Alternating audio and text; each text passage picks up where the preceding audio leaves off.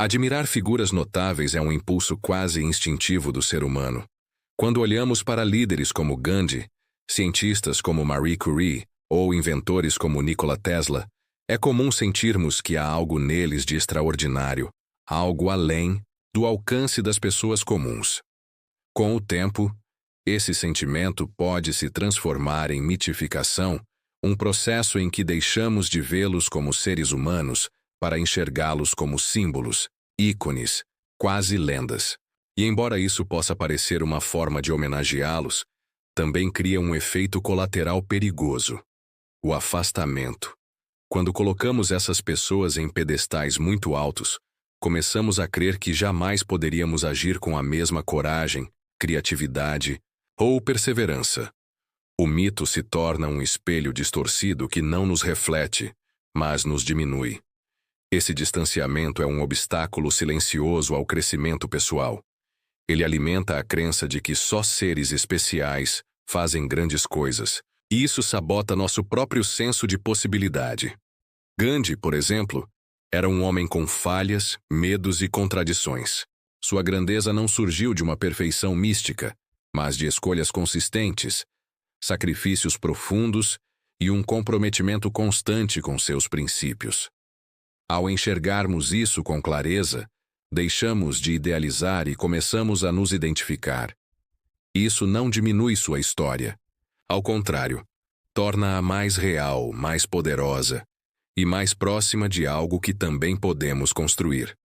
Portanto, desmistificar não é desrespeitar. É reconhecer a humanidade em quem admiramos para, a partir disso, despertar o melhor de nossa própria humanidade.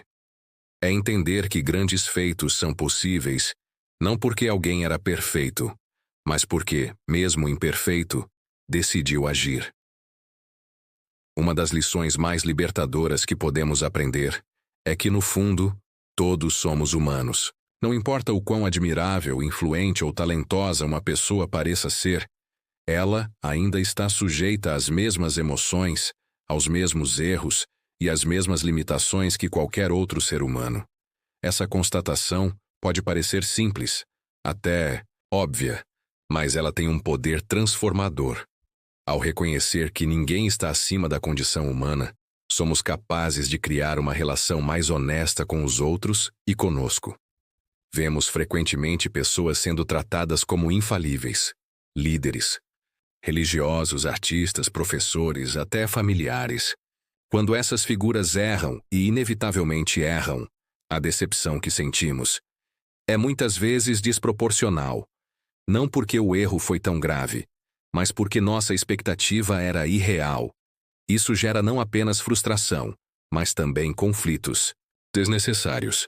Mantemos os outros em padrões que nem nós mesmos conseguimos sustentar. Exigimos coerência absoluta, perfeição constante, e esquecemos que a vida é feita de contradições e de impermanências.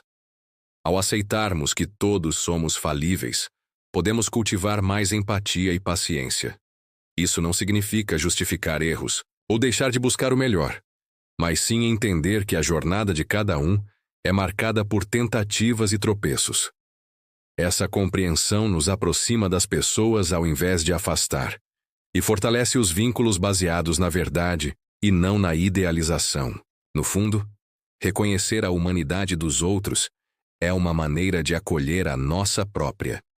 Viver tentando atender a padrões irreais, seja os que colocamos nos outros, seja os que colocamos sobre nós mesmos, é um convite constante à frustração. Quando esperamos perfeição dos outros, criamos relações frágeis, repletas de decepções e julgamentos. Quando exigimos perfeição de nós mesmos, cultivamos uma voz interna severa, que cobra, pune e raramente reconhece o valor das nossas tentativas. Ambos os extremos são formas sutis de violência emocional. E o mais preocupante é que muitas vezes não percebemos o quanto isso nos desgasta por dentro. Impor padrões irracionais aos outros é como esperar que a realidade se encaixe nas nossas idealizações. Isso gera expectativas inatingíveis e inevitáveis frustrações. Exigimos que as pessoas estejam sempre à altura da imagem que criamos delas. E quando não estão, rotulamos como decepções. No fundo, não é que elas tenham falhado, é que nós construímos um ideal inalcançável. Isso prejudica relacionamentos, impede o perdão e nos afasta da compreensão genuína do outro. Por outro lado, quando voltamos esse perfeccionismo contra nós mesmos, criamos um ambiente interno tóxico. Toda tentativa de acertar vira uma obrigação, de não errar. O erro, que deveria ser parte natural do processo de amadurecimento, torna-se motivo de vergonha. Passamos a evitar desafios, com medo de não corresponder. Ficamos presos num ciclo de cobrança e autocrítica, perdendo de vista que progresso real nasce da liberdade de tentar, falhar, ajustar e tentar de novo. A libertação começa quando abandonamos esses padrões inalcançáveis e escolhemos um olhar mais honesto e compassivo tanto com os outros quanto conosco. Aceitar a imperfeição como parte essencial da experiência humana não é um sinal de fraqueza, mas de sabedoria emocional. É nesse solo de realismo e aceitação que o verdadeiro crescimento pode florescer. Errar é uma das experiências mais universais da vida. Ainda assim, muitos de nós tratam o erro como um fracasso definitivo, uma marca de incapacidade ou até de indignidade. Essa visão punitiva e distorcida do erro não só dificulta nosso aprendizado, como também mina a confiança em nós mesmos. Mas quando mudamos nossa relação com os erros, abrimos caminho para uma transformação poderosa. A autocompreensão.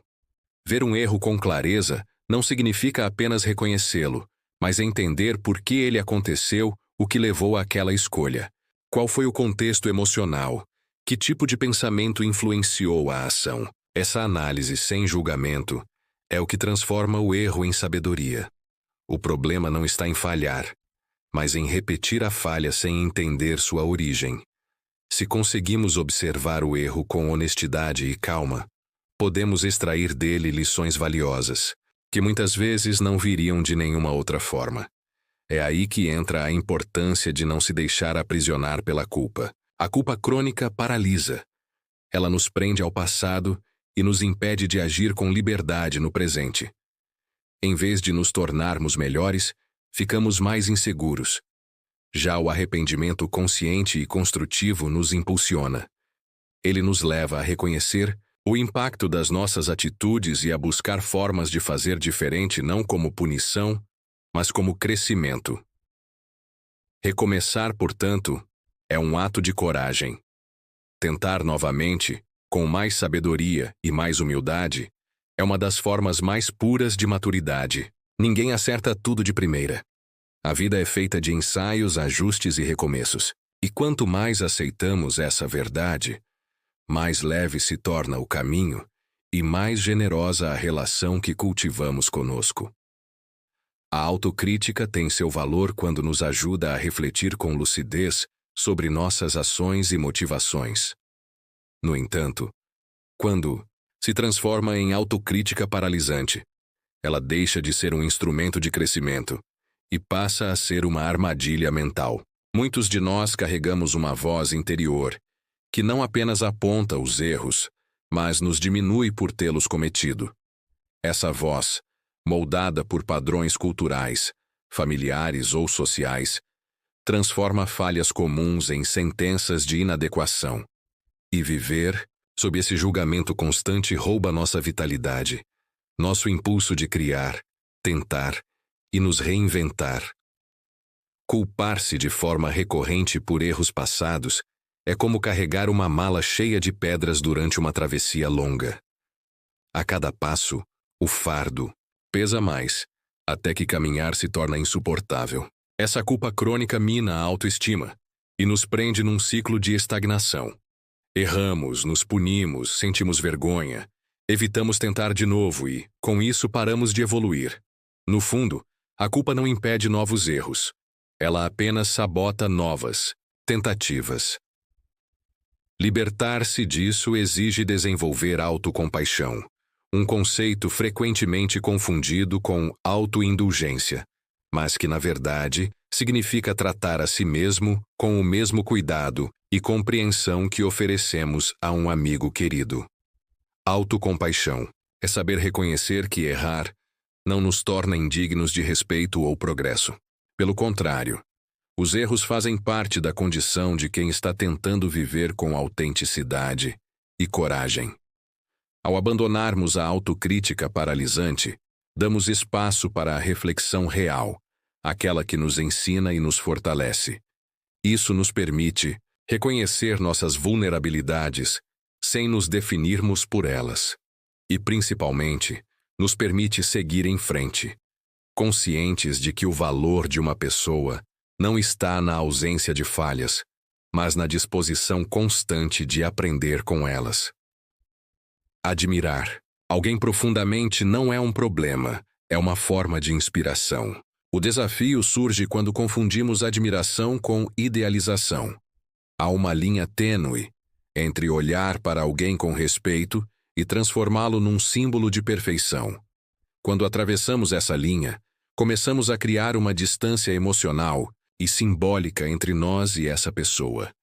É como se disséssemos: ela é assim porque é especial, diferente, superior, eu jamais seria capaz de algo parecido. E nesse momento, o que poderia ser uma fonte de motivação se transforma sutilmente em um bloqueio interno. É saudável ter modelos. Pessoas cujas escolhas, ações ou palavras nos iluminam e nos mostram caminhos possíveis. Mas é ainda mais saudável olhar para esses modelos com os pés no chão e o coração aberto. Quando conseguimos manter essa perspectiva realista, entendemos que essas pessoas não chegaram onde chegaram por mágica ou por dons divinos.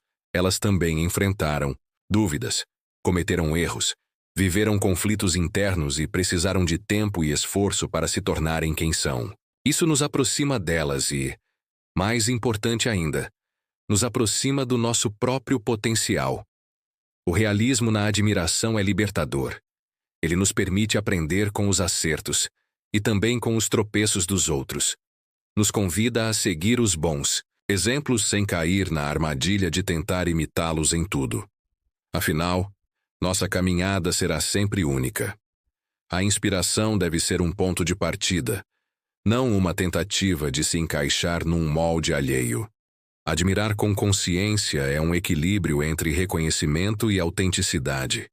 É honrar a trajetória do outro sem apagar a nossa. É aceitar que todos somos humanos e que a grandeza, a verdadeira grandeza, não está em ser perfeito, mas em ser inteiro, verdadeiro e em constante transformação.